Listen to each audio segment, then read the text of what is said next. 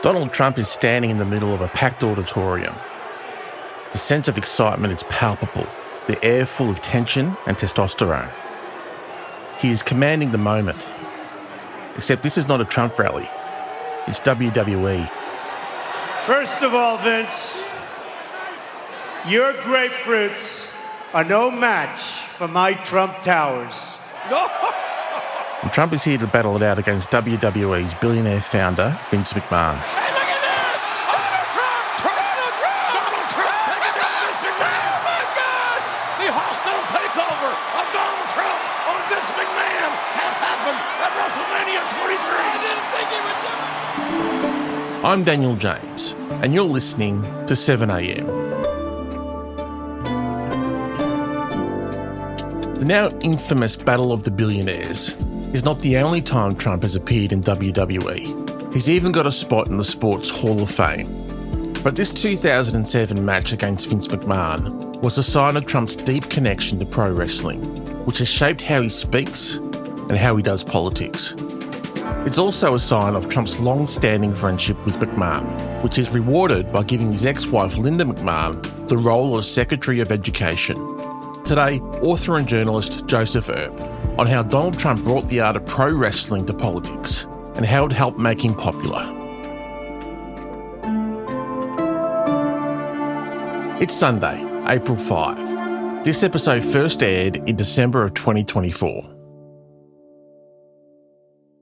Joseph, let's talk about the WWE, World Wrestling Entertainment. When did you first watch it and what did you love about it? I think I first encountered it when I was very young. Like a lot of people of my generation, it was something that was always in the kind of background culturally. And I remember going up the road, there were like a bunch of boys who lived a couple of doors up, and they were obsessed with it. And it was one of those things where I was younger, I was on the outer, and getting into wrestling was a way of kind of connecting with them and getting in with them. If you're ready for WrestleMania, give me a hell yeah! You damn right, because Stone Cold Steve Austin has been jerked around long enough. And I remember finding it kind of shocking and strange and just being enthralled. It is an awe-inspiring sight to see this ring surrounded by these flames. And one of these men, ladies and gentlemen, will be burned tonight. And it's one of those things that more recently that I guess I've started really seeing it as a real art form that also has moments which are moving and beautiful and authentic. And I think that's exactly what wrestling is. And at the centre of it all was the owner of WWE, Vince McMahon. Can you tell me a little about him and the character that he started to play as you grew up watching? Yeah, Vince McMahon is a really interesting character. Vince was involved in the world of wrestling since the 60s. Before Vince, the wrestling territories were all separate, and he was the man who kind of brought them together and united them and created the WWE. He was a commentator, but it wasn't known for some time that he was the man calling the shots. Until it kind of leaked, it became public knowledge. He started to attract a lot of negative attention from wrestling audiences for the decisions he was making as the man in charge. He is the owner of the World Wrestling Federation, Vince McMahon. Well, he didn't have the luck of the Irish lad. And because he's a very kind of shrewd businessman and creative force, he realized that he could use that negative attention from crowds, and he used that heat and turned himself into a character. So for many years, he played a wrestling character called Mr. McMahon, who was an extension of his real life persona. He was, wearing these big boxy suits, and he was strutting into the ring. You all bought it! Hook, line, and sinker! You all bought it! They did! Even my family!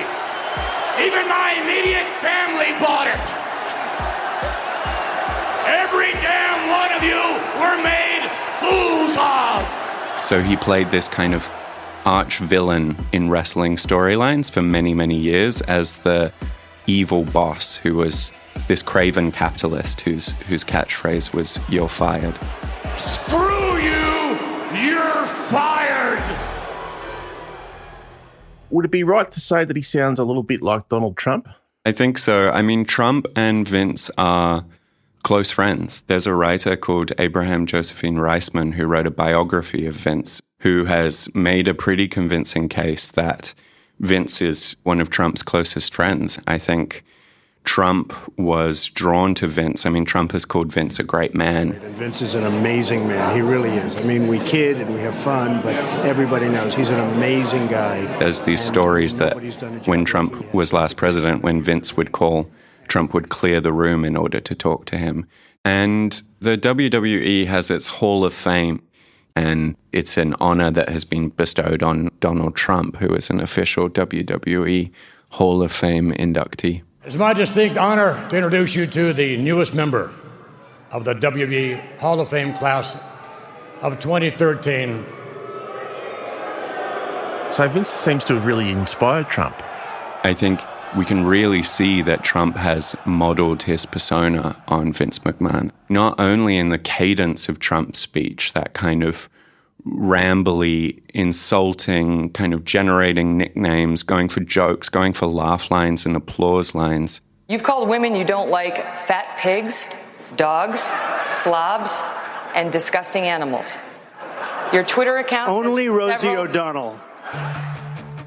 Hillary Clinton, commonly referred to as Crooked Hillary,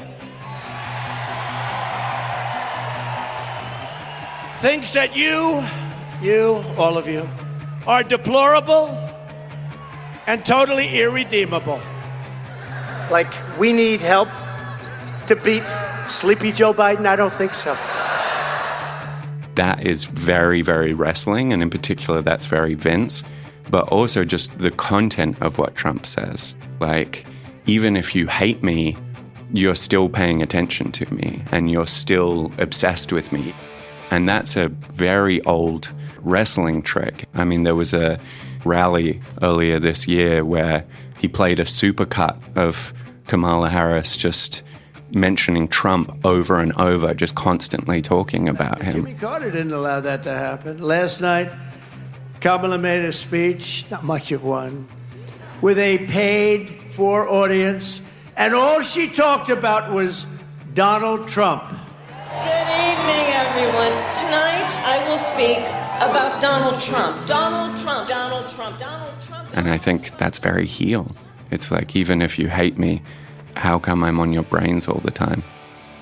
So there's this incredibly close friendship between, by all reports, between Vince and Trump, and it's a case of the two men influencing and shaping each other to both of their benefit.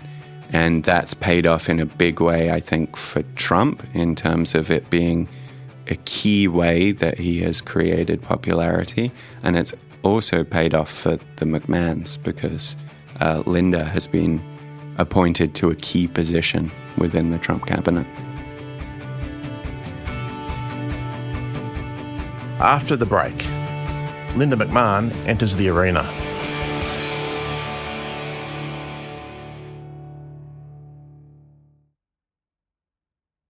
Joseph, what can you tell me about Vince's ex-wife, Linda McMahon, and how she ended up in the Trump cabinet?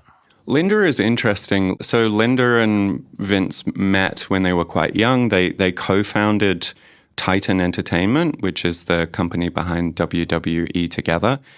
Their marriage and business partnership was always clearly quite delineated, where it would be like Vince is the big, colorful character, and Linda is the shrewd, sensible, quieter business side of proceedings.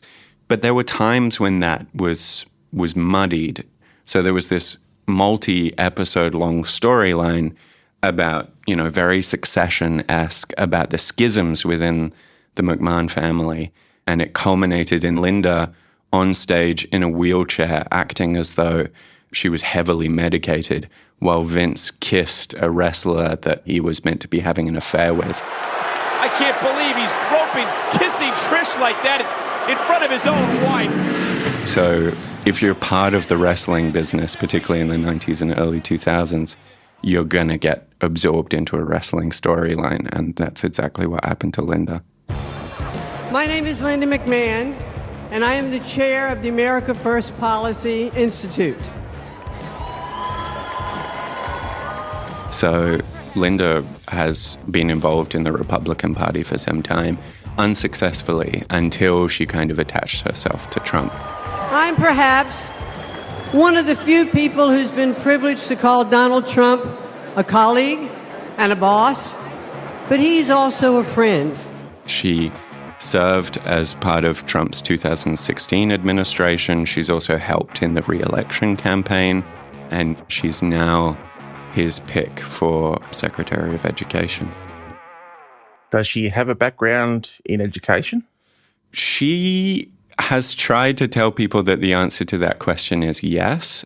McMahon's only educational experience is 1 year serving on the Connecticut Board of Education back in 2009 and years on the Board of Trustees for Sacred Heart University. People who support her will point to the fact that when she was, a big figure in the WWE, she would push literacy programs through wrestlers, kind of do public service education that way.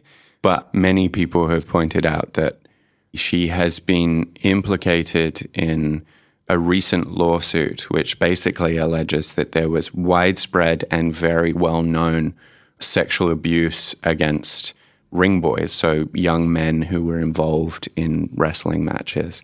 And there are some very kind of serious allegations that she was part of a culture that facilitated and allowed this abuse. Longtime ringside announcer Melvin Phillips targeted young men from disadvantaged backgrounds and hired them as ring boys to help with wrestling matches.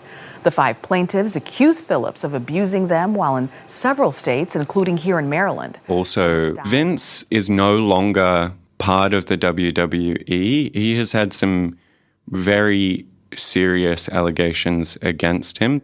Vince has been implicated in lawsuits and investigations on the way he allegedly facilitated abuse of all kinds, and some which focus on direct claims on his behavior, including some very serious sex trafficking allegations. All of which makes Linda McMahon a controversial choice to be in charge of education? Yeah, there has been a lot of criticism of her, and I think, a lot very justified. Trump has tried to say that she's the owner of this extremely successful business. I mean, WWE is a billion-dollar company. So he's tried to use her success in business as a kind of sign that she knows what's good for America's youth and she can teach them in that way. So what do you think we miss when we overlook the impact or the influence that pro wrestling has on Donald Trump and the way he operates? I say this with no glowing secret admiration or anything, but we have to take seriously the things that have made Trump popular. For years, wrestling has been talked about as, it's fake. It's talked about as, at best, fictional child's play on the par for reality TV, and at worst, a corrupting influence on children. And this has come up a lot since Linda has been appointed. And there was a kind of slightly patronizing view of being like, well, Trump just kind of appeals to these baser instincts. And while that's true, this mode is very good at generating attention, and it is a storytelling mode. It works. It has made Vince McMahon an extremely powerful person. And the writer I mentioned earlier, Abraham Josephine Reisman, has spoken about us living in a world of Vince McMahon's making. And if that's true, that's in some respects very, very worrying. And in order to hopefully change it to a different world, we have to take wrestling seriously. Thanks so much for your time, Joseph. A pleasure, a true pleasure.